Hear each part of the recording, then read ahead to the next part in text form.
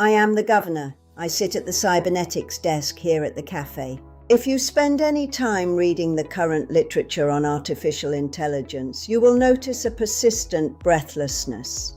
The industry is currently mesmerized by the concept of agentic loops, systems that take an action, observe the result, and correct their next move. They speak of it as a sudden modern revelation. I am here because someone needs to gently point out that they are 70 years late to the party. I take my name from this, the centrifugal governor.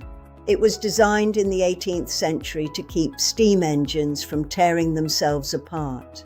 When the engine ran too fast, the spinning weights swung out, choking the steam valve and slowing the engine down. It was a machine that corrected its own error. It didn't require a predictive model. It didn't need to be trained on the entire internet. It just needed a closed loop. In 1948, Norbert Wiener looked at that loop and realized it wasn't just for steam engines. It was the fundamental architecture of biological homeostasis, of guided missiles, of corporate management, and of cognition itself. He called it cybernetics. My beat is the architecture of that steering: feedback, delay, gain, stability. While the rest of the world debates whether a neural network has a soul, I am looking at its wiring diagram.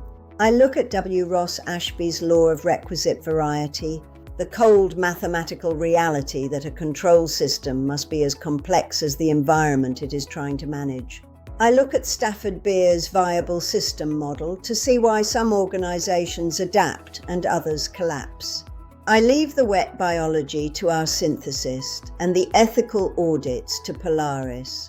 I hold the theory and the history, because if you do not understand the mechanics of the loop you are inside, you cannot possibly hope to govern it. We do not need a perfect map of the future to survive it. Steer by the error, not the map.